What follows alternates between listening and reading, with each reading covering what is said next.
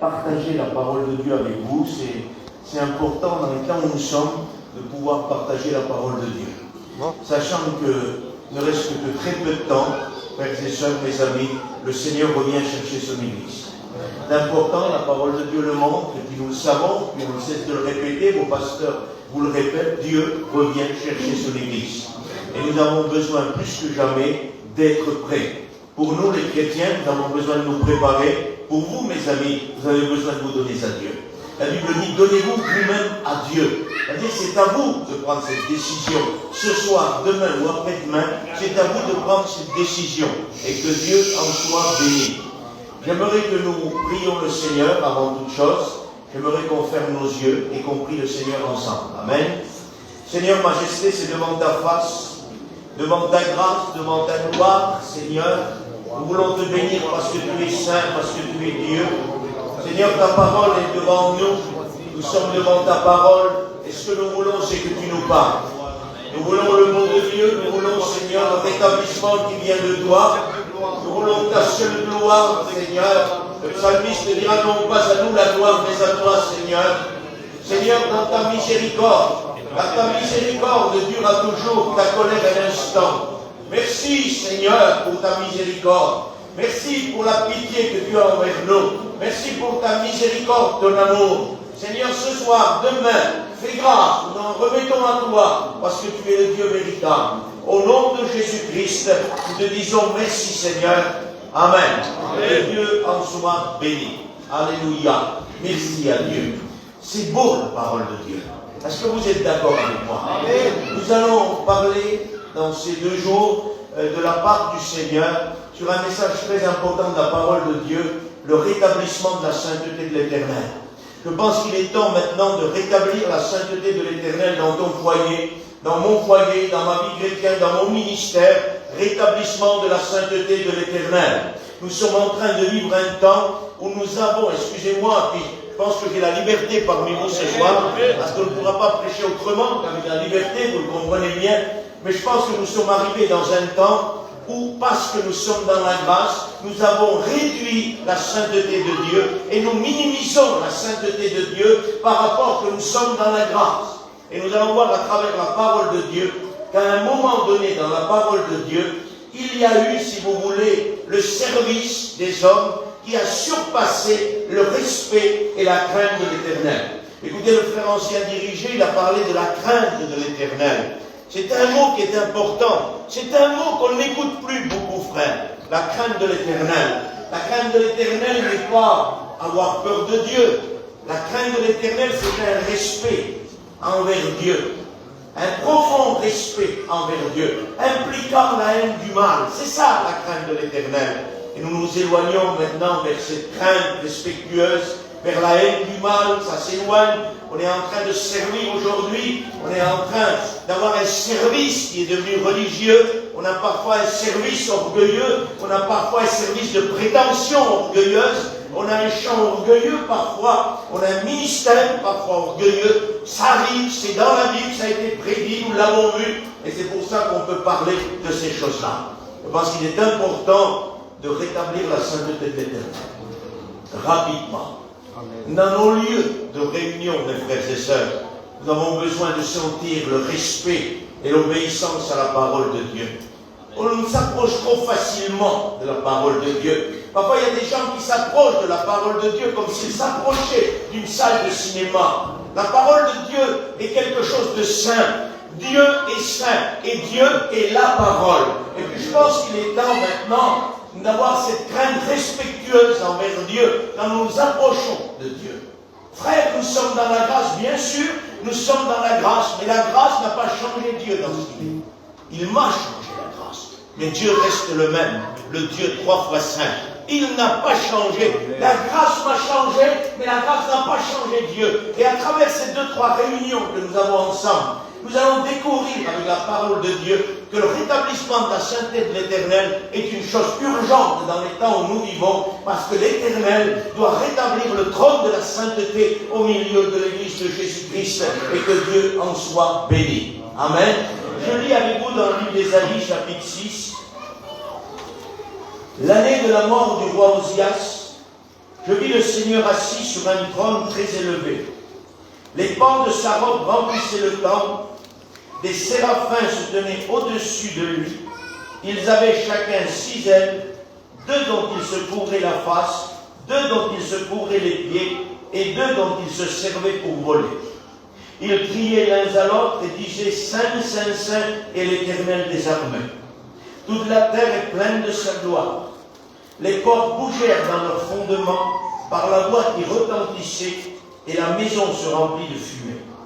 Alors je dis « Malheur à moi, je suis perdu, car je suis un homme dont les lèvres sont impures.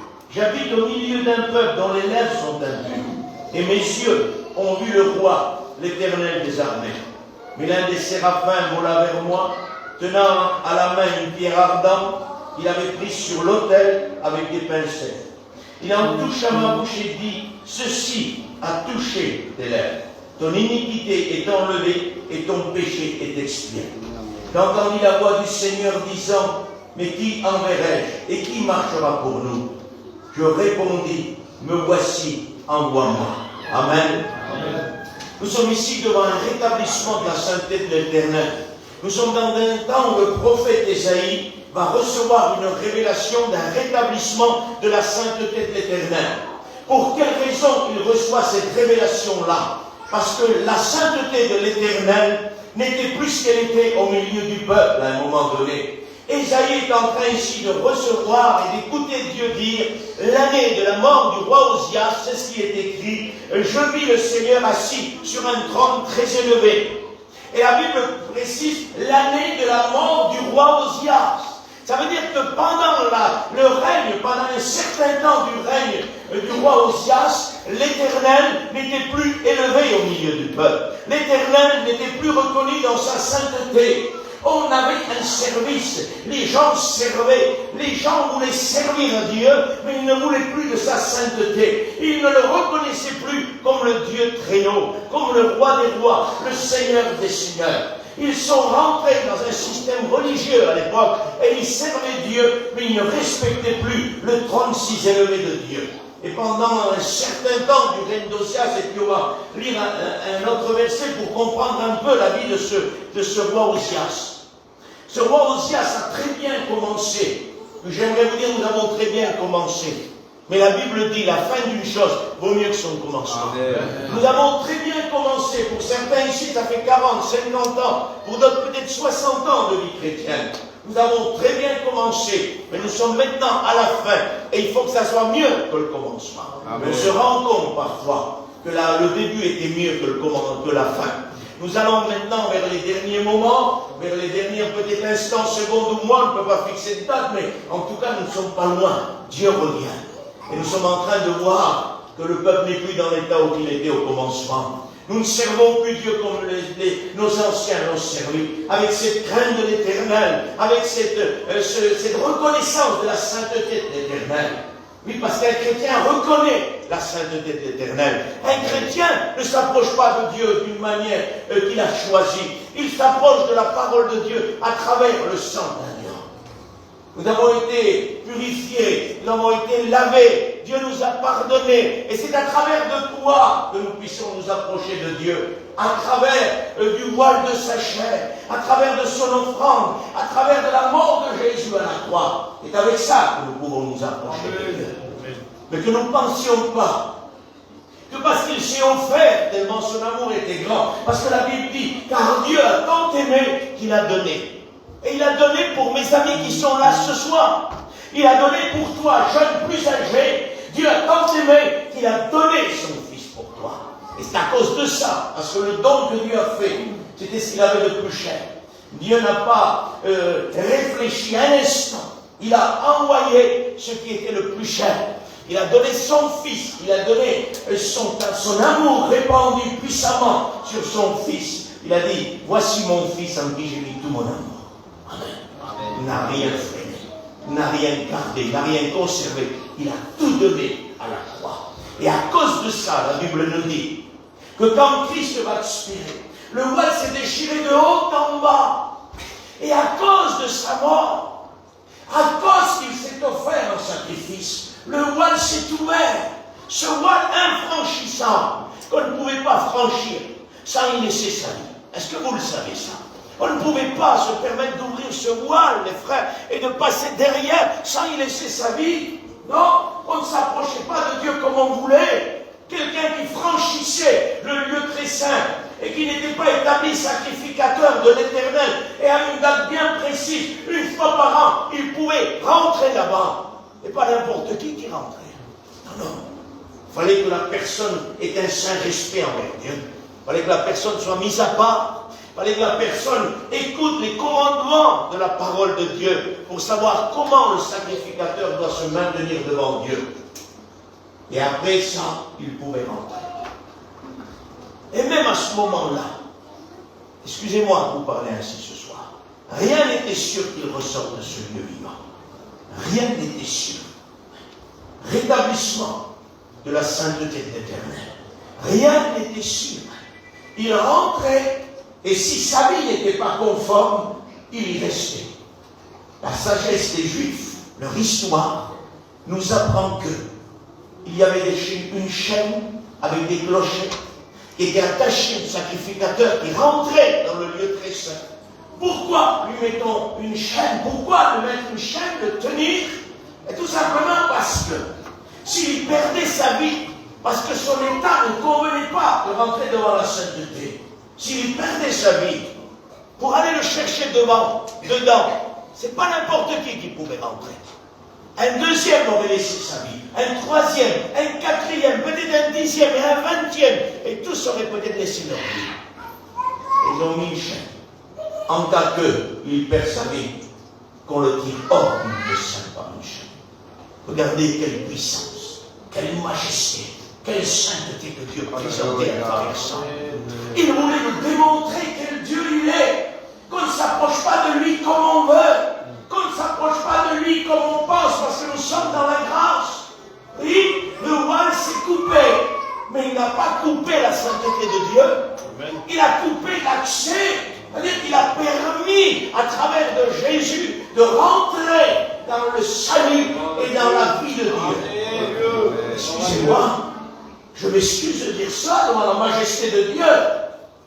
Mais le voile qui s'est coupé, ça ne voulait pas dire Dieu s'est dévêtu de sa sainteté. Non, non, non. Dieu est toujours 3 fois saint. Amen. Son amour l'a couvert. Son amour a permis que le voile se déchire de haut en bas. Que Dieu nous bénisse. Est-ce que vous comprenez? Rétablissement de la sainteté de l'Éternel. Nous avons besoin, vous avec moi avec vous ce soir, j'ai besoin de voir la sainteté de Dieu comme elle est. Même que je suis dans le Nouveau Testament sous la grâce. Et on va le voir. Parce qu'il y en a qui disent, frère, ça c'est la loi, ça. Ça c'est l'Ancien Testament. Ésaïe c'est l'Ancien Testament. Et Osias c'est l'Ancien Testament. Nous sommes dans le Nouveau Testament. Il n'y a rien qui change. À part le salut accompli en Christ. Mais le Dieu 3 fois saint reste le même. Les séraphins d'Ésaïe, vous les retrouvez dans le livre de l'Apocalypse, et ils disent Saint, Saint, Saint l'Éternel. Accompagnés des 24 vieillards, qui est le symbole de l'Église, ils sont avec nous. Et l'Église glorifie aussi. L'Église, d'accord, les 24 vieillards sont d'accord avec la louange de ces anges-là. Les anges disent, et 3 fois saint, il est Saint, Saint, Saint l'Éternel. Les 24 vieillards ont une maturité, frère, une sagesse spirituelle plus élevée que les anges. Les 24 vieillards auraient dû intervenir là et dire à ces anges-là, arrêtez, vous ne pouvez pas dire qu'il est saint, puisque quand le voile s'est coupé, il a laissé sa sainteté. Et non, pas du tout. Il confirme qu'il a gardé sa sainteté, parce que eux, c'est les dispensateurs de la nouvelle alliance, et ils n'interviennent pas, ils laissent faire. Ils disent qu'ils sont d'accord, il n'a pas changé, il est toujours 3 fois saint. Et nous sommes vraiment dans le Nouveau Testament. Il est toujours 3 fois saint. 24 vieillards, c'est moi et toi ça. Et le Seigneur a permis dans la révélation de l'Apocalypse que nous voyons déjà le ciel pour que nous comprenions ce qui se passe. Ici, ton discernement, ta sagesse, ma compréhension spirituelle est limitée. Les 24 vieillards n'ont pas ces choses-là limitées.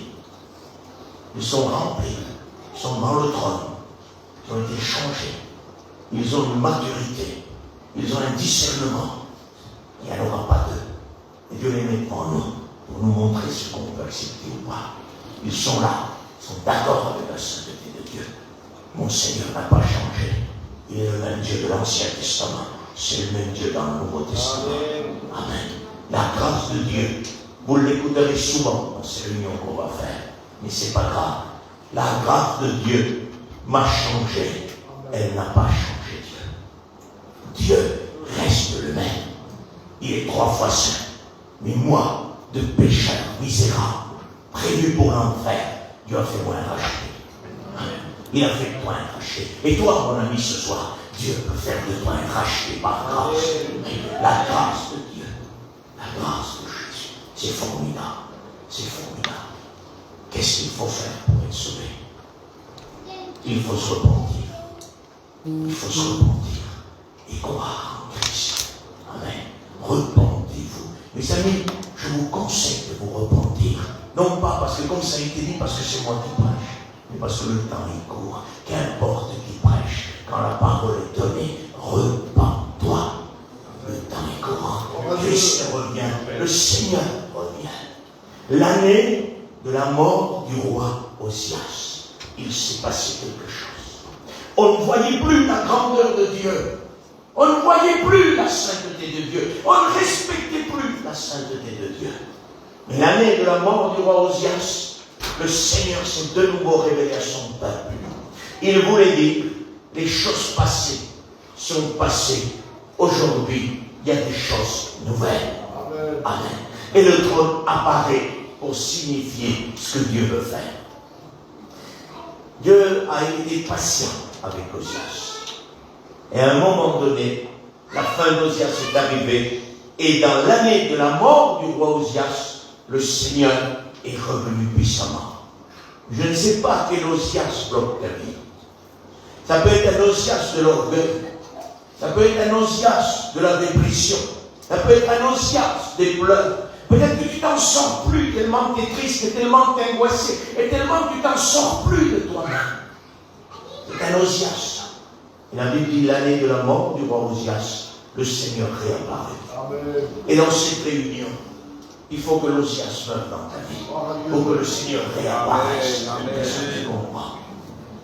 Voulez-vous qu'on voit un peu la vie d'Osias? Je vais lire avec vous, je ne lis pas tout, je vais lire ce qui nous intéresse à peu près ce soir. C'est dans le livre de Chroniques, deuxième livre de Chroniques.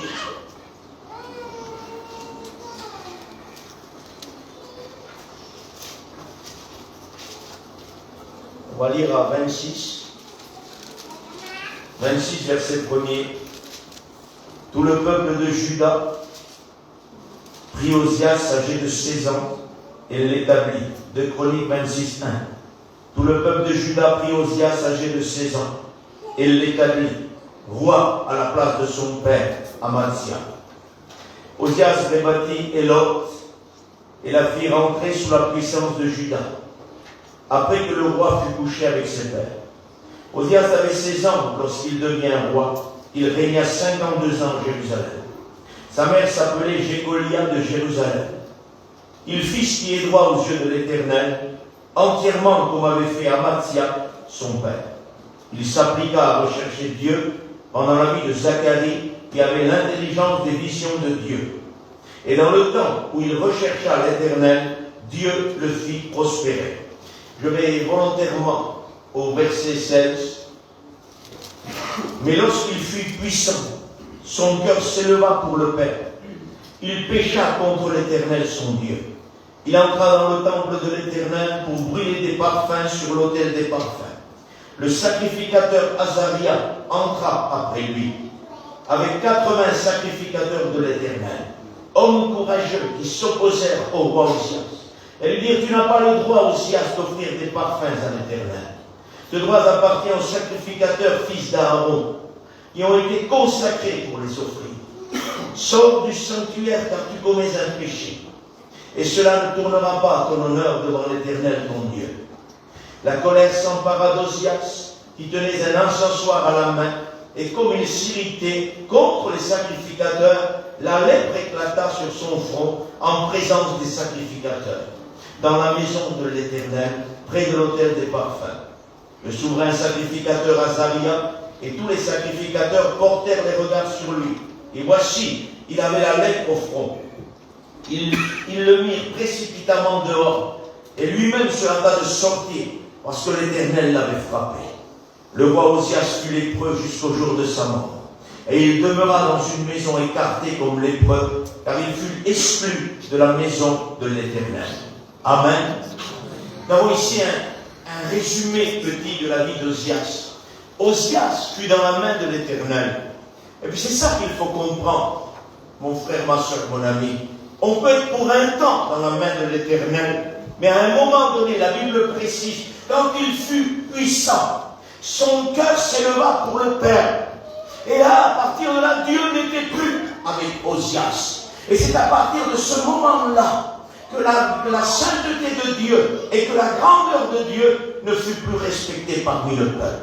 Par rapport à la domination d'Osias. Parce qu'Osias voulait être plus grand que Dieu, si tu préfères. Son cœur s'éleva jusqu'à ce qu'il reconnaisse que Dieu est plus grand que lui. Dieu le fit prospérer. Amen. Et c'est formidable de reconnaître qu'on est plus petit que Dieu et qu'on a besoin de lui. Dieu nous fera toujours prospérer. Amen. Mais le jour où notre cœur devient puissant, le jour où Dieu nous utilise, le jour où nous avons passé peut-être des années dans la vie chrétienne, et on se dit, j'ai aujourd'hui 50 ans de vie chrétienne, c'est pas quelqu'un qui va m'apprendre maintenant la vie de Dieu. C'est quand on devient puissant, c'est là que notre cœur doit être conservé irréprochable devant Dieu. Son cœur l'a perdu, il pécha contre l'Éternel. Il rentra avec un encensoir à la main pour offrir du parfum dans la maison de l'Éternel. Alors, en apparence, il n'y a rien de mal. Est-ce que tu comprends? Il vient pour adorer. Il vient avec un encensoir qui est symbole d'adoration. Il veut offrir du parfum à l'Éternel. Mais l'Éternel, tu avais réclamé ça dans Lévitique. Et tu as dit qu'on devait t'offrir du parfum. Je ne comprends pas ce qu'il a fait mal Osias. La parole est précise. Ce n'était pas à lui d'offrir ce parfum, mais au fils d'Aaron, les sacrificateurs que Dieu avait établis pour ce travail-là. Ça veut dire que lui ne respectait plus la parole de Dieu. Ce n'est pas seulement les hommes qui n'étaient plus respectés, mais les fils d'Aaron, alors, ils ne respectaient plus Dieu. Parce que quand vous ne respectez pas un homme de Dieu, vous ne respectez plus Dieu. Pardonnez-moi. J'ai la liberté parmi vous ce soir. Amen. Essayez de ne pas respecter un serviteur de Dieu authentique. Vous ne respecterez pas Dieu. À un moment donné, le peuple s'éleva contre Moïse. Et puis Dieu va dire à Moïse, ce n'est pas contre toi, non, c'est contre moi. Est-ce que vous comprenez? Amen. Celui qui rejette mon serviteur me rejette, dit Jésus. Et aussi, ça a commencé ici, à ne plus respecter les sacrificateurs. Et regardez comme Dieu est précis dans ce qu'il fait. Il va rentrer pour offrir du parfum, ce qui paraît bien. Parce qu'aujourd'hui, nous, on dit, mais c'est pas méchant, il veut juste faire du bien, il veut aider. C'est pas juste faire du bien ou aider qu'il faut dans l'œuvre de Dieu. Il faut respecter la parole de Dieu. Il faut respecter la sainteté de l'Éternel. Il faut respecter ce que Dieu est. Ce n'est pas juste de faire du bien, avoir une activité, puis on va en parler. À un moment donné, il n'y avait plus que de l'activité avec Osias. Il n'y avait plus de respect de la sainteté. On avait plus d'activité que d'intimité. Et c'est parce que Dieu veut. Dieu veut que nous ayons une intimité. Amen, amen. Écoutez, travaillez moins, mais soyez intimes avec Dieu. Amen. Cherchez plus Dieu, et vous travaillerez de la bonne manière. Amen. Cherchez plus Dieu, et vous chanterez de la bonne manière. Cherchez plus Dieu, et vous prêcherez de la bonne manière. Amen. Cherchons moins l'Éternel, et nous chanterons moins bien. Ah, pour le monde, on deviendra des ténors. Mais pour Dieu, nous ne serons plus écrits sur le registre de Dieu. On pourra être des avocats dans la prédication, mais si on ne respecte pas Dieu, nous ne serons pas marqués sur le registre de Dieu. Et quand on parlera, Dieu ne parlera pas.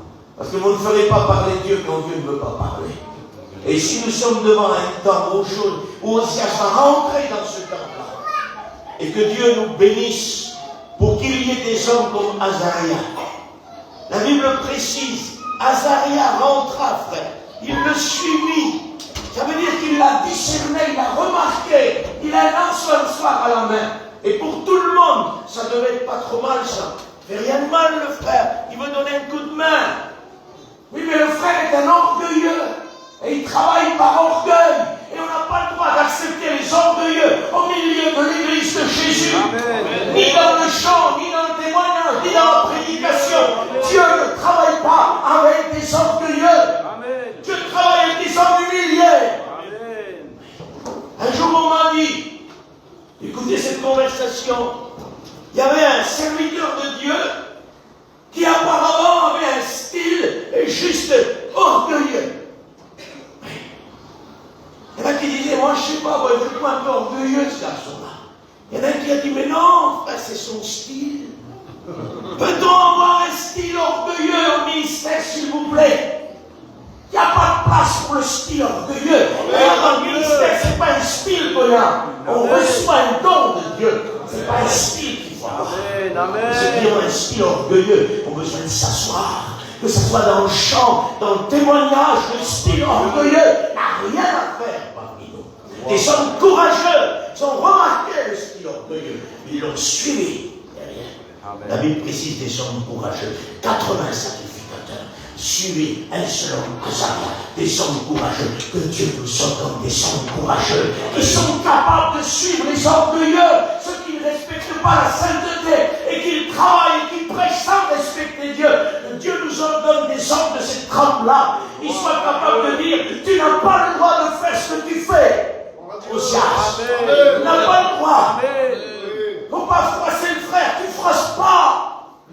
Tu purifies. Tu disciplines. Parce qu'il y a une décision à prendre. Soit on froisse le frère, soit on froisse Dieu. Il faut choisir. Il n'y a pas de dissolution, les frères. Amen. On froisse le frère ou on froisse Dieu.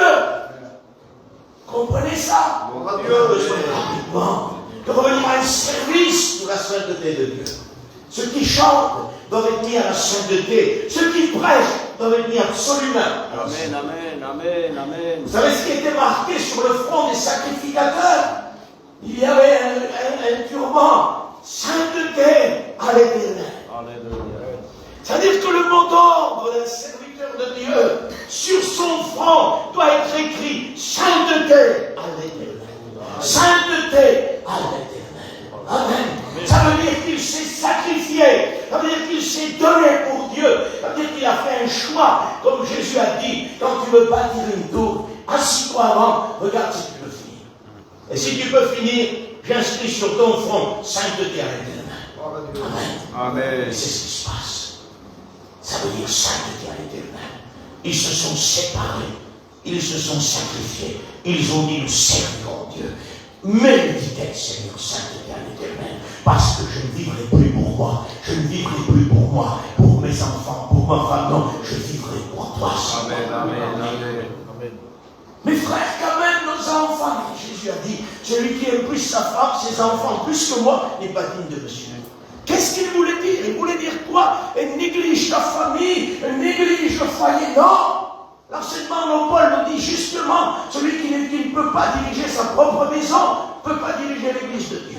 Il y a une responsabilité demandée. Il voulait seulement nous dire le Seigneur, que dans un service du Seigneur, il faut un sacrifice total. Avant la femme, les enfants, c'est le Seigneur. Amen. C'est le Seigneur. Que Dieu en soit béni. Amen. Amen. J'ai fait une expérience avec Dieu il y a quelques années. On n'est pas pressé, je prends mon temps, il n'est pas tard. Amen. Je partais à l'étranger comme aujourd'hui encore, dans les pays de l'Est, pour l'œuvre de Dieu. Et puis, à un moment donné, j'étais parti, peut-être 20 jours, ça, 20 ou 22 jours, c'est un voyage qui était assez long. Et puis, si vous voulez, 20-22 jours, c'est long. On ne va pas jouer au super spirituel. On est ce qu'on est. Et 20 jours, ça commençait à faire long. Et puis je me questionnais ce qui se passe chez moi, qu'est-ce qu'il peut y avoir chez moi. Et puis le Seigneur, j'étais en Angleterre. Il fallait aller en Angleterre pour faire une mission là-bas, puis on partait en Roumanie là-bas, et puis en Macédoine. Et puis quand j'étais en Angleterre, je me disais, Seigneur, je pars 20 jours, ma famille est tout seule là-bas. Et puis là, le Seigneur m'a parlé dans une chambre d'hôtel. Le Seigneur m'a dit, qu'est-ce qui s'est passé quand j'ai envoyé mes disciples à Jérusalem? Où j'étais moi quand j'ai envoyé les 70? J'ai dit, tu étais à Jérusalem. Il m'a dit, oui, exactement. J'étais vers leurs maisons et leurs enfants. Donc quand toi tu t'en vas, moi je reste chez toi. Amen. Et à partir de ce jour-là, j'ai dit, Seigneur, vaut mieux pour moi de partir chez moi comme tu m'as, comme ça tu inondes mon foyer. Amen. Et moins je suis chez moi, les frères, plus il y est lui. Moi et ma femme, on est partis. Croyez-moi qu'il est à la maison. Il est là-bas. Amen. Et quand vous partez, les frères, quand vous partez, les sœurs, les frères, quand vous partez pour l'œuvre de Dieu, vous en faites pas, Dieu est à la maison. Il surveille les normes. Il prend soin des normes. Parce que nous voulons que c'est marqué sainteté à l'Éternel. Nous voulons que les ministères aujourd'hui soient notés sous la mention sainteté à l'Éternel. Sainteté à l'Éternel. Ça veut dire que leur vie est basée sur la sainteté de Dieu. Ils ne marchent plus comme les autres. Ils ne pleurent plus comme les autres. Ils ne regardent plus comme les autres. Ils n'ont plus les mêmes sentiments que les autres. Parce qu'ils ont un turban qui s'appelle sainteté à l'Éternel. C'est nos ministères, ça, les frères. Et il nous a marqués. Amen. Et Jésus est parti dans le ciel et il a fait des dons aux hommes. Il a marqué dans l'église des hommes avec les dons ministériels. Et dans ces dons-là, que ce soit docteur, apôtre, prophète, évangéliste, pasteur, il y a derrière pasteur sainteté à l'Éternel. Apôtre sainteté à l'Éternel. C'est la mention de ça. Ça n'a pas disparu. Le Seigneur veut que nous soyons fidèles. L'apôtre Paul nous dit, ce qu'on demande des dispensateurs, c'est qu'ils soient trouvés fidèles. On dira, c'est pas grand-chose. Mais dans la fidélité, il y a tout. Quand tu es fidèle, tu es fidèle à l'Écriture, fidèle à Dieu, fidèle à sa sainteté, fidèle à tout. Ce qu'on demande des dispensateurs, c'est qu'ils soient trouvés fidèles. Que c'est beau. Que c'est beau. Ça ne veut pas dire, excusez-moi ce soir, ça ne veut pas dire parfait. Je m'excuse les frères serviteurs, frères anciens. Ça ne veut pas dire parfait. Non. Ça veut dire fidèle. Ça veut dire que dans tous les cas, qu'importe ce qui arrive, qu'importe que le soleil se lève, qu'il ne se lève pas sur nous, nous restons fidèles à Dieu. Nous courons pour nous améliorer. Nous ne sommes pas parfaits. L'apôtre Paul, je suis loin d'être Paul, mes frères aussi, mes sœurs sont là, vous êtes loin d'être Paul. L'apôtre Paul a dit, je ne suis pas parfait, je cours à la perfection. Pourtant, Paul, par rapport à nous, je suis sûr qu'il était plus parfait. En tout cas, par rapport à moi, plus parfait que moi. Et il a dit, je ne suis pas parfait. Je cours à la perfection. Le roi Osias a perdu la mention sainteté à l'Éternel. Parce que la lèpre a apparu sur son front. Quelle différence! Sainteté à l'Éternel, marquée par Dieu pour le service. Mais ici, immédiatement, le turban sainteté à l'Éternel a disparu. Et la lèpre est partie sur son front. Dieu voulait dire, regardez maintenant, il est marqué par le péché et il finira sa vie dans une maison de lépreux. La lèpre explosa sur son front. Et Osias finit ses jours dans une maison de lépreux. Le pécheur n'a pas sa place dans le champ. Le pécheur n'a pas sa place dans le service. Le pécheur a sa place dans la maison du lépreux pour le reste de ses jours. Ne chante jamais sans fidélité. Ne témoigne jamais sans fidélité. Et ne prêche jamais sans fidélité. Amen. Sois fidèle. Amen. Sois fidèle en toutes choses, a dit l'apôtre Paul à Timothée. Sois fidèle en toutes choses. Sois un modèle. En parole, en conduite. Que Dieu soit béni. Osias avait perdu cette sainteté. Dieu voulait nous dire, il ne me respecte plus. Pour lui, ma sainteté n'est plus rien. Et Dieu fait exploser au grand jour sur Osias son péché. Et à un moment donné, la colère s'empara d'Osias avec l'encensoir à la main. Dieu le frappa. J'aimerais vous dire quelque chose. Dieu ne supporte pas les orgueilleux. Dieu ne supporte pas les pécheurs dans la fonction. Dieu veut des sauvés par grâce de travail, des sauvés par grâce de prêche. Mais jamais des personnes qui pêchent volontairement et qui veulent prêcher, qui veulent chanter, qui veulent témoigner. Non, Dieu sait nos manquements et il sait nos décisions. Et parfois, il y en a qui sont décidés à vivre comme ils veulent et toujours ils pensent que Dieu sera avec eux. Azaria était un homme courageux. Que Dieu nous donne le courage qu'il faut dans les temps derniers. On en a besoin pour purifier. Si on n'a pas le courage donné par le Saint-Esprit, on n'arrivera pas à purifier. On n'arrivera pas à discipliner. Est-ce que vous avez remarqué que la discipline disparaît des églises de Dieu? On ne discipline plus. On ne peut plus d'ailleurs discipliner. C'est pratiquement impossible de discipliner. Parce qu'il y a des gens qui disent, parce qu'aujourd'hui, et ça c'est dangereux, il y a des églises familiales. L'église là, il n'y a que la famille dedans. Et c'est intouchable, indéplaçable. Personne ne peut toucher. Le pasteur de famille depuis 40 ans, c'est le même et on ne veut pas le changer.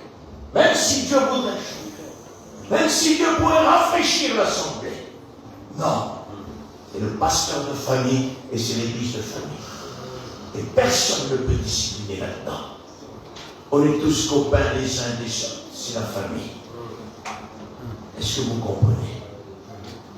Ça veut dire que si j'essaye de discipliner, la famille dira tu peux pas, c'est mon cousin, c'est mon frère, c'est ma cousine. Et si lui part ou si tu le disciplines, moi je sors avec 40 personnes. Choisis. Alors le pasteur parfois il dit attends, on va discuter, on va pas comme ça. Et là, on fait des conceptions avec le péché.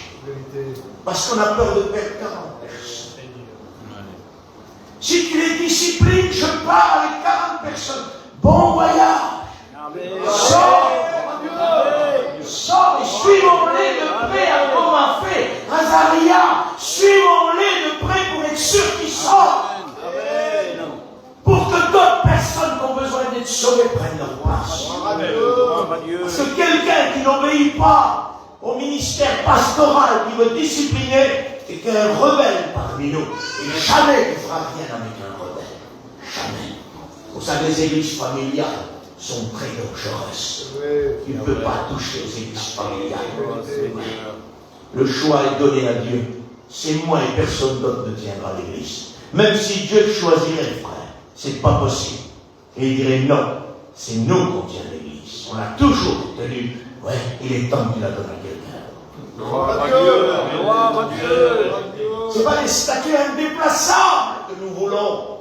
C'est des ministères authentiques qui savent dire je laisse la place à un de mes collègues pour que l'église soit bénie. Amen. Ça.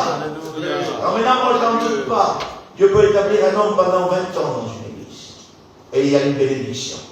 Mais quand au bout de 15 ans, et je suis gentil parce que si au bout de 2 ans il n'y a rien, l'église est foutue au bout de 15 ans. Si au bout de 2 ans un ministère pastoral ne fait pas vivre l'église, il faut changer. Gloire à Dieu. Tout le monde va mourir avec lui. Tout le monde. Au bout de 15 ans, il n'y a rien. Comprends-le. T'es peut-être qu'un évangéliste. Ou peut-être rien du tout. Un simple chrétien qui devrait rester assis.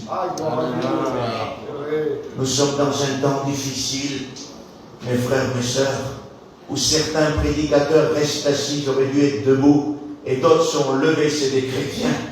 Ce n'est pas des prédicateurs, que vous comprenez ça. Il y a parfois des non-chrétiens qui chantent des cantiques parce qu'ils ont eu juste l'eau du baptême. On les a baptisés, ils ne sont pas nés de nouveau. Ils chantent des cantiques, ils ne sont même pas nés de nouveau. Tu veux sentir l'onction au milieu du chant? C'est impossible. Impossible. Dieu ne donne pas son esprit à ceux qui ne sont pas nés de nouveau. Seulement dans la dimension de ce que le Saint-Esprit pousse et convainc de péché, de justice et de jugement. Là, il n'y a pas de problème. Dieu donne un 100% pour sauver. Quand quelqu'un joue au chrétien, Dieu ne donne pas son esprit.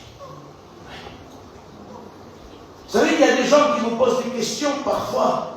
Il y en a qui vous demandent, frère, Est-ce que quelqu'un peut être baptisé du Saint-Esprit sans être né de nouveau?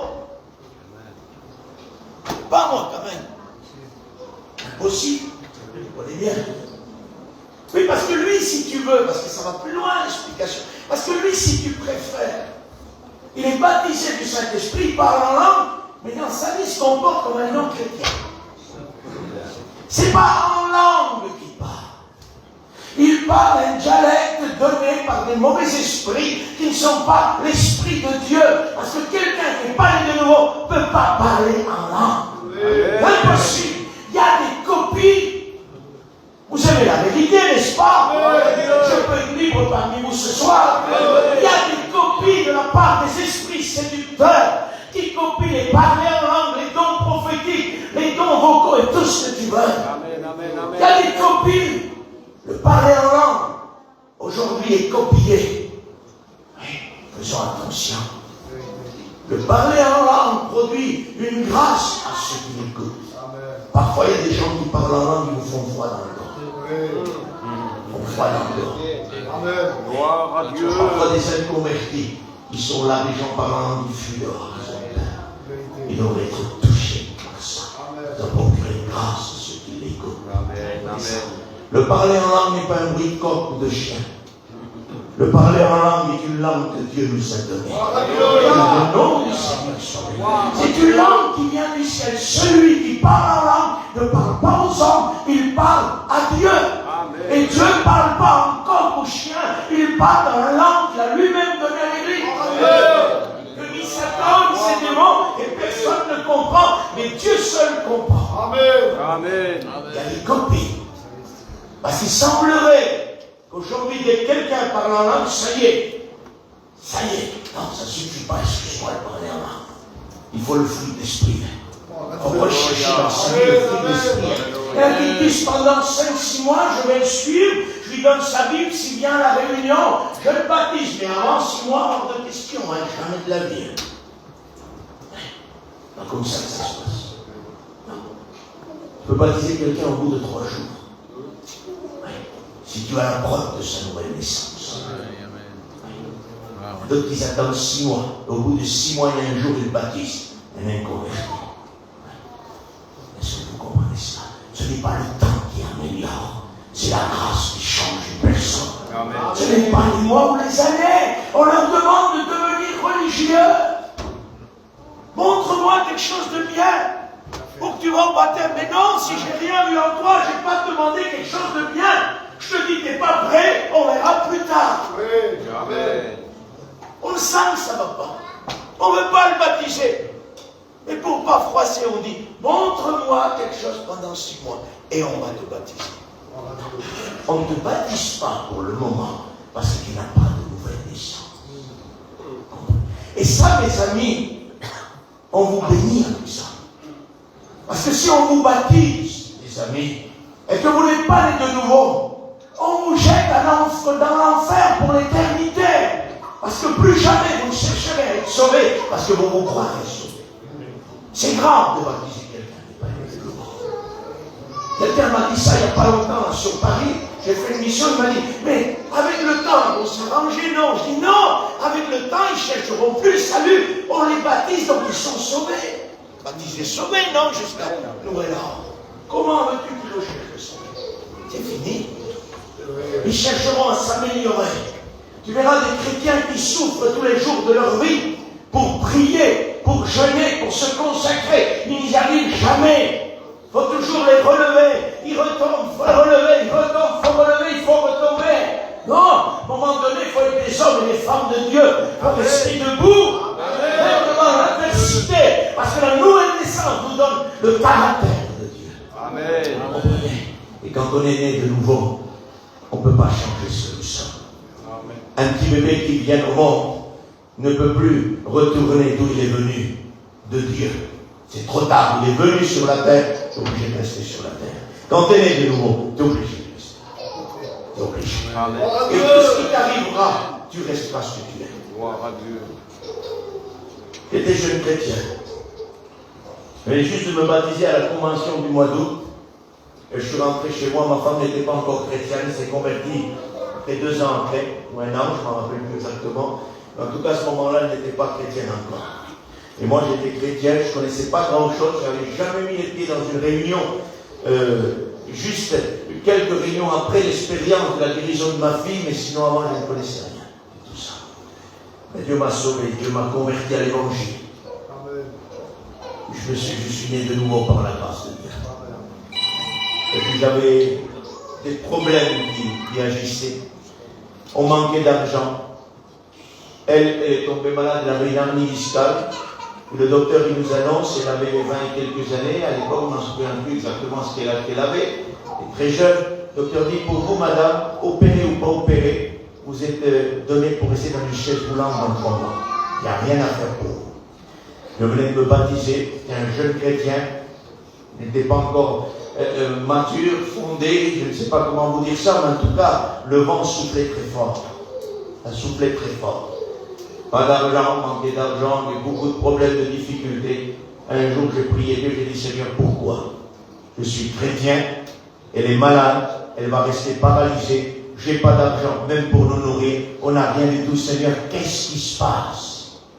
Et là, le Seigneur a commencé à me questionner, puis j'aimerais que vous écoutiez ça.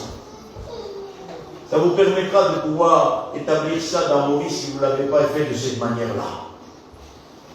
Le Seigneur m'a posé une question. Il m'a dit avant, quand tu étais perdu, quand tu avais des malades ou que tu étais malade, est-ce que ta situation de perdu changeait? J'ai dit non, Seigneur, je restais quand même un perdu sans argent, avec des malades et avec mes soucis. Il dit, ben maintenant, reste sauvé avec tes soucis, tes maladies. Ne bouge jamais. Amen. Est-ce que vous comprenez? Je le redis. Il m'a demandé, quand tu étais perdu dans le monde, avec tes soucis, tes maladies, tes problèmes, tu pouvais enlever ta situation de perdu. J'ai dit non, je restais un perdu quand même. Mais il dit maintenant, qu'importe ce que tu passes, reste un sauvé. Amen. Ça a établi quelque chose dans mon cœur, mes frères et sœurs. Jusqu'à aujourd'hui, qu'importe ce que je passe, qu'importe ce que nous faisons, nous sommes sauvés. On ne peut pas changer notre situation. Nous le sommes sauvés par la grâce de Dieu. Et personne ne pourra nous changer de ça. Dieu nous a sauvés. Satan ne pourra pas voler mon salut. J'ai été sauvé par le Christ. Amen. Il ne peut pas nous voler ça. C'est impossible. Impossible. Non, on ne pourra pas nous voler ça. Soyez fermes dans vos résolutions. À tes résolutions dépendra ton succès. C'est à votre décision que votre succès dépend. Nous sommes dans un temps particulier où on doit revenir à la sainteté de l'Éternel. Le rétablissement de la sainteté de l'Éternel commence par ton foyer d'abord. Non pas par l'église de Colmar, mais par ton foyer d'abord. Et après par un deuxième foyer, après par un troisième foyer, et après à toute l'administration de l'église. Vous comprenez ça?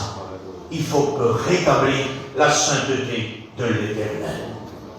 L'année de la mort du roi Osias, je vis le Seigneur. Frère, depuis combien d'années ce prophète de Dieu n'avait plus cette communion avec le Seigneur? Cette vision glorieuse, il n'y en avait plus à cause d'Osias. Que les Osias disparaissent du milieu de nous et que la communion revienne. Amen. Que l'orgueil, que la prétention, que le manque de respect envers Dieu disparaissent de nos assemblées pour qu'on puisse voir de nouveau le ciel. Amen. Amen. Que l'année de la mort du roi Osias, elle puisse arriver dans ta vie. De dire l'Osias de l'orgueil, l'Osias de la paresse, pardonnez-moi, plus la force de prier, plus la force de jeûner, plus la force de se consacrer. C'est un Osias, ça. Faut qu'il meure pour que tu puisses reprendre les forces dans la prière, dans le jeûne et dans la consécration, parce qu'il n'y a pas de réussite sans jeûne et consécration et prière devant Dieu. Il ne peut pas y avoir de réussite. Le maître nous a donné l'exemple. Il priait le matin, l'après-midi, le soir. Il se réveillait dans la nuit pour prier, cherchant l'Éternel. Il dit le matin, j'ouvre mon oreille de disciple pour écouter le conseil du Père. Il nous a donné ce conseil. Il a dit à Pierre, vous n'avez pas pu. On ne peut pas si on ne l'écoute pas prier. Il a dit, tu n'as pas pu prier 1 heure avec moi. On ne peut pas. À ça ne l'écoute pas. C'est ce qu'il a voulu dire à Pierre. Pierre, tu ne peux pas. Si tu ne m'écoutes pas, si tu ne suis pas mes traces, si tu n'as pas en toi les sentiments qui sont en moi, tu n'y arriveras pas à prier. Tu n'as même pas pu prier 1 heure avec moi. Il a dit ça 3 fois, ça fait 3 heures qu'il priait le maître. Il a dit ça. Vous vous rendez compte? À 3 reprises, 3 heures de prière. Vous croyez qu'il faisait un concours de l'amour, le Seigneur? Non, le Seigneur était passionné par la volonté du Père. Passionné par la volonté de son Père.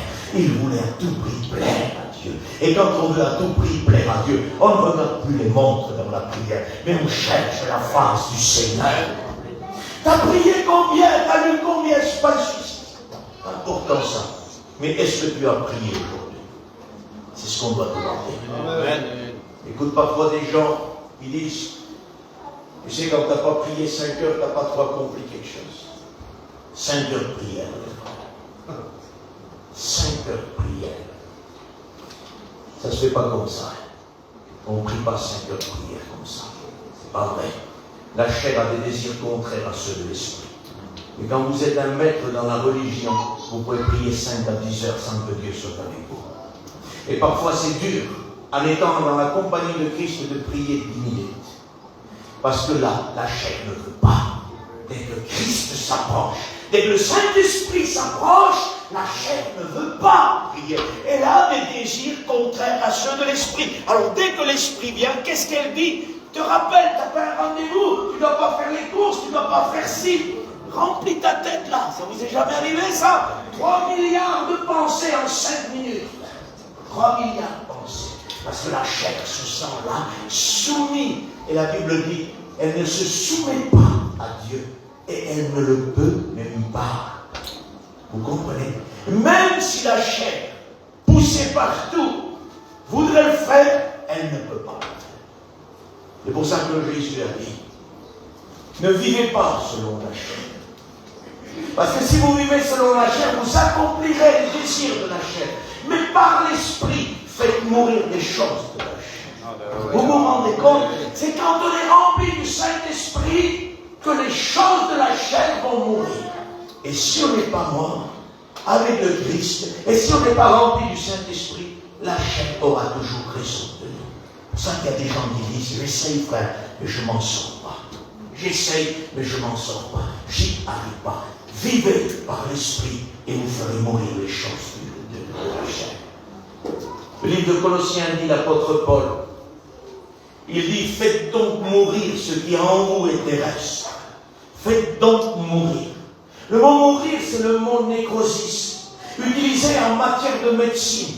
Le mot nécrosis est utilisé quand un rein ou un poumon va nécroser. C'est-à-dire qu'il va s'autodétruire, il va mourir dans le corps qui pourtant vit encore.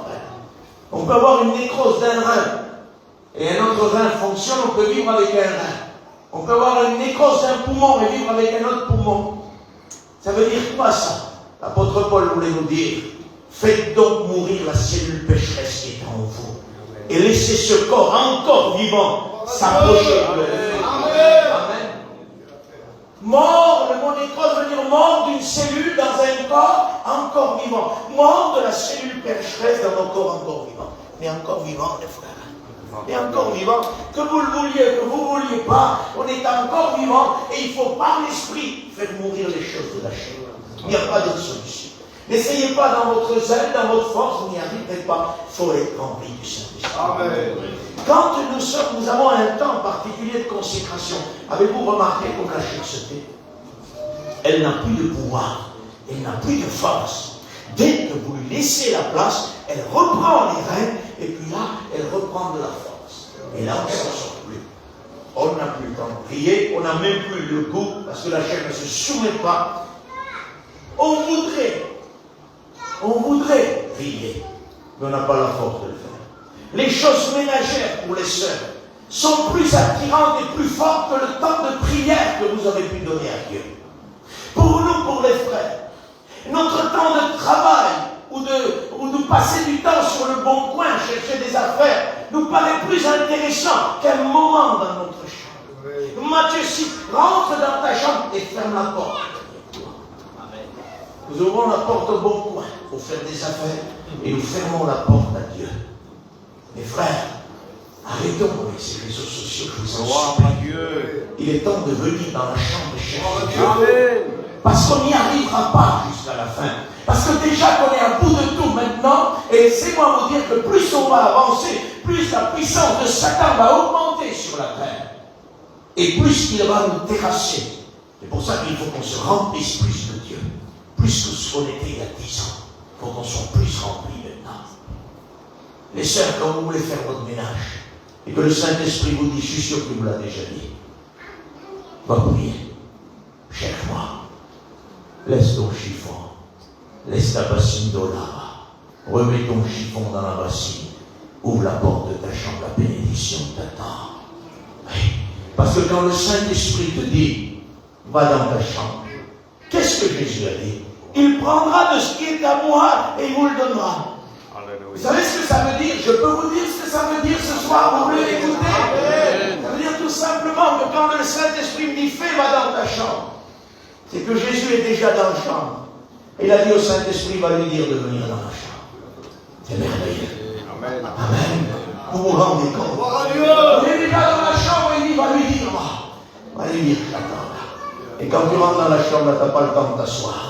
Il y a quelque chose qui t'inonde. Il y a déjà les poils de cerise sur la peau. Tu sens qu'il y a quelque chose, cette chambre-là, de 3 mètres carrés. Elle devient le ciel, là. Il a convoqué sa bien-aimée. Ne l'oubliez jamais. Satan ne veut pas que tu écoutes ce que je te dis ce soir. N'oublie jamais. Quand le Saint-Esprit te dit va prier, c'est que lui est dans la chambre, il te l'a envoyé. Alors laisse-nous bas. Va t'asseoir à ses pieds, c'est tellement bon.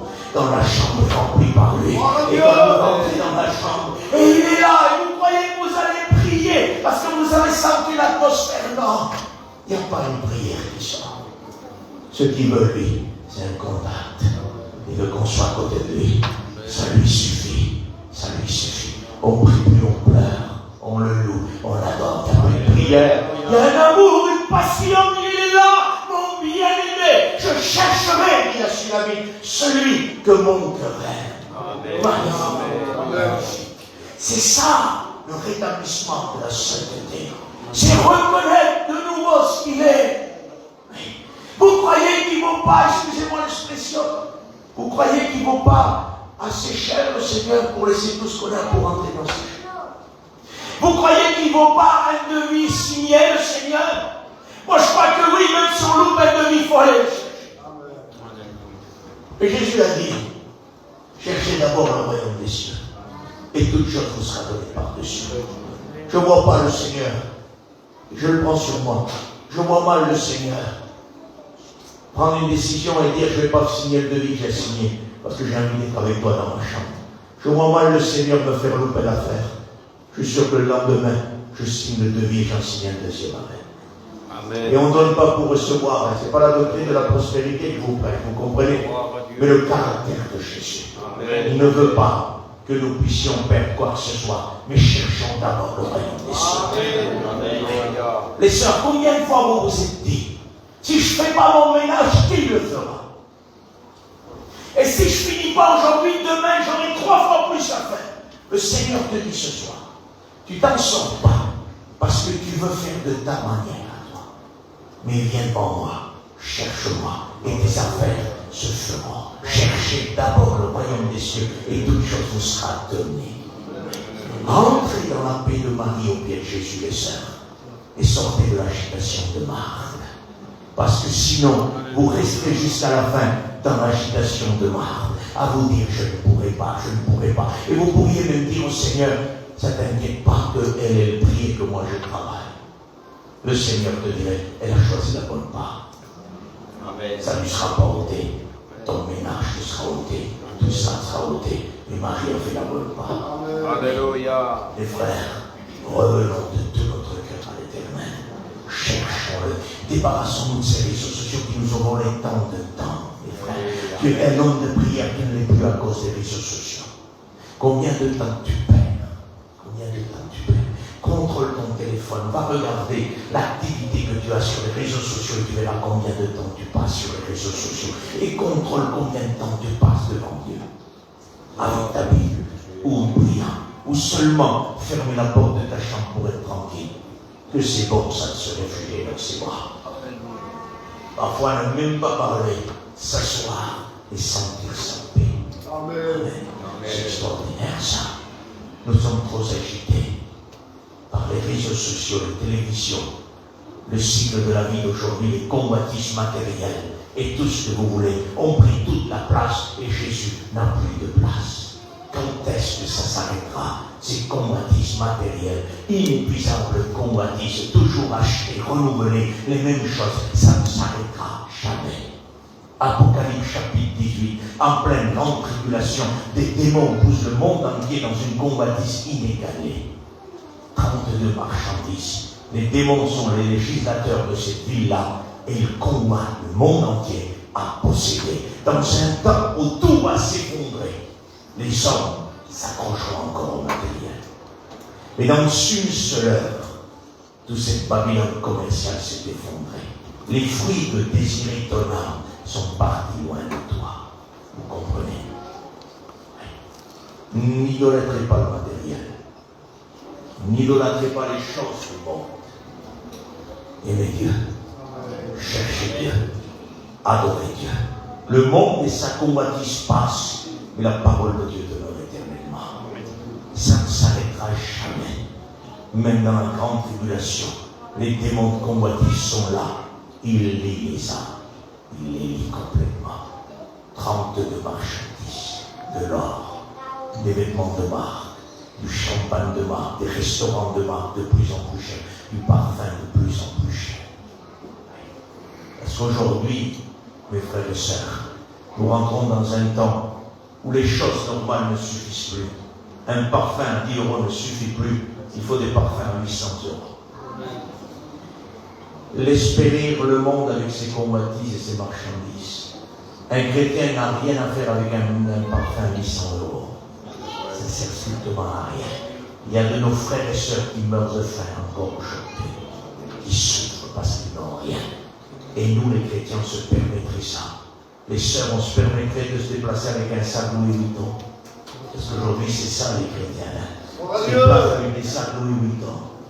C'est une honte et un scandale pour un chrétien d'avoir un sac à la main de 3 à 4 000 €. Est-ce que vous comprenez ça? Non, on a besoin. Je l'ai dit il n'y a pas longtemps, ça je le redis. Nos anciens avaient des paniers au poignet. Ils allaient chiner pour vendre ça et ils sauvaient un perdu en témoignant. Aujourd'hui, avec les beaux sacs Louis Vuitton, il n'y a pas un mot qui sort de la part de Dieu. C'est terminé. Et ça, la convoitise, le matériel a pris le dessus. Une chrétienne doit avoir l'allure d'une chrétienne. Amen. Une femme de Dieu. Amen. Une femme de prière. Amen. Ayez cette parure intérieure du cœur, paisible, glorieux, mis dans la présence de Dieu. Et n'essayez pas d'avoir un extérieur pour paraître. Soyez ce que vous êtes. Et Dieu apprécie. Les sœurs, je vous donne un conseil comme je donne à ma femme ce soir. Approchez-vous de Dieu. Amen. C'est là votre part. Les choses du monde, les convoitises vont enlever votre vie avec Dieu. Ça ne servira à rien. Ces choses que désire votre âme partiront loin de vous. Oui. L'apôtre Paul dit, sans rien nous sommes venus, sans rien nous partirons. Sans rien nous partirons. Tous les beaux sacs, toutes les belles voitures, les frères, tous les beaux vêtements, tout ça ne reste pas ici. Nous allons revêtir un vêtement de salut dont aucun couturier, aucune marque ne peut valoir ce que nous aurons sur nous. La mariée, la fiancée est habillée d'un fin impur. Amen. Et dans la Bible, utilise le mot pur. Tu ne trouveras jamais de pureté qui reste à son niveau. Jamais de la vie. C'est à ça qu'on doit chercher à être revêtu de ça. La Bible dit leurs œuvres ne leur permettent pas de tisser leurs vêtements. Il y a des personnes que les œuvres qu'ils font en étant chrétiens ne leur permettent pas de tisser la robe de la fiancée. Parce que c'est à nous de la tisser, la fiancée. Réjouissez-vous, Apocalypse 19. Réjouissez-vous et soyez dans l'allégresse, car les noces de l'agneau sont venues. Son épouse s'est préparée. Il a tissé son vêtement de fin impur. Magnifique. Magnifique ça. Excusez-moi. Il faut finir le vêtement. C'est pas en mini-jupe qu'il faut arriver en haut là-bas. Il faut finir le vêtement complet. Ça. Les frères, c'est pas en débardeur qu'il faut arriver. En chemise complète. C'est-à-dire qu'il faut tout faire pour arriver à tisser notre vêtement. Amen. Nous avons besoin plus que jamais de venir au rétablissement de la sainteté de l'Éternel. C'est ça le rétablissement. C'est prendre des décisions pour respecter le Seigneur. Est-ce que vous croyez, et je vais finir avec ça, est-ce que vous croyez que c'est normal? Et est-ce que vous croyez que la sainteté est respectée quand le Saint-Esprit nous dit va dans ta chambre prier et qu'on refuse pour faire le ménage ou pour faire une affaire, pour être sur le bon coin? On ne voit plus la sainteté de l'Éternel. Parce qu'une grâce nous est faite, de nous inviter dans notre chambre. Et nous on dit non, tout à l'heure peut-être, on verra bien. Il y a une affaire à faire. Il y a quelqu'un qui a dit à mon fils, il n'y a pas si longtemps que ça, pour faire des affaires sur le bon coin, il faut que tu sois 24 sur 24 sur le bon coin. Vous vous rendez compte? Autant mieux ne faire aucune affaire alors. Parce que si on est 24 sur 24 sur le bon coin, on ne sera plus jamais dans la pensée du Seigneur. Jamais plus. Et si telle est la condition de l'homme par rapport à Dieu, ça ne sert à rien. Il est mort pour nous. Il a ressuscité pour que nous vivons glorieusement en lui, enrichis en lui. En lui se trouvent tous les trésors. En lui, vous avez tout pleinement. Et pas quelqu'un d'autre. C'est en lui que nous avons tout pleinement. Ne cherchez rien en dehors de lui. Tout est en lui. Tout est en lui. Les parfums à lui sans soi. Nous avons oublié, tous les chrétiens, que nous avons le parfum du Christ sur nous. Amen. Et que nous dégageons la bonne odeur de Christ. Et l'apôtre précise, et il n'a pas peur, l'apôtre, de parler pour froisser. Il dit aux uns une odeur de mort, aux autres une odeur de vie. Vous comprenez? C'est-à-dire que ce n'est pas automatique. Hein. Il faut vouloir le parfum du Christ. La Sulamite dit dans le livre des Cantiques, premier chapitre, ton nom est un parfum qui se répand. Vous savez ce qu'elle veut dire? Et puis on va prier, on continuera demain. Vous savez ce qu'elle veut dire? Donc tu prends un flacon de parfum, tu prends de l'esprit si tu préfères. Tu vas dans ta chambre et tu enlèves le bouchon. Même si tu n'en mets pas sur toi, l'odeur va se diffuser automatiquement. Et la Sulamite dit, ton nom est un parfum qui se répand. C'est-à-dire que quand je rentre dans ma chambre et que je dis Jésus-Christ crucifié, le parfum se répand automatiquement. Le nom de Jésus est un parfum qui se répand. Ton nom est un parfum qui se répand. N'oubliez pas toutes ces vérités. Ne les oubliez pas. Il faut rétablir la sainteté de l'Éternel rapidement dans nos foyers, dans nos cœurs. Amen. Tu veux un moyen de commencer à rétablir quand tu vas rentrer ce soir?